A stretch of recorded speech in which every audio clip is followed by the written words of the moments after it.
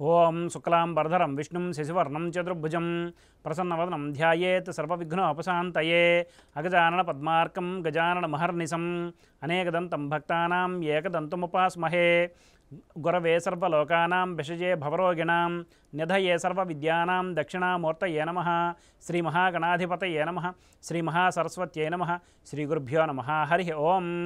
మైత్రి media ప్రేక్షకులందరికీ శుభోదయం.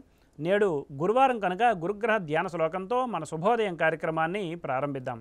ఓం దేవానాంచ ఋషీణాంచ గురుంక అంచన సన్నిభం బుద్ధిమంతం త్రిలోకేశం తం నమామి బృహస్పతిం అనే ధ్యాన శ్లోకాన్ని నేడు అవకాశం ఉన్నంత వరకు పారాయణ చేయండి. ఆంగ్ల తేదీ ప్రకారం తేదీ 23/5/2024 గురువారం, శ్రీ క్రోధినామ సంవత్సరం, ఉత్తరాయణం, వసంత ఋతువు, వైశాఖ మాసం, శుక్లపక్షం, పూర్ణతిథి అయిన పౌర్ణమి రాత్రి 6:42 వరకు ఉన్నది. పిమ్మట బహుళ పాడ్యమి.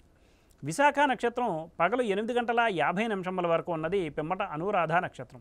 నేటి వర్జ్యం మధ్యాహ్నం 1:07 నుండి 2:46 వరకు ఉన్నది. దుర్ముహూర్తం ఉదయం 9:43 నుండి 10:35 వరకు.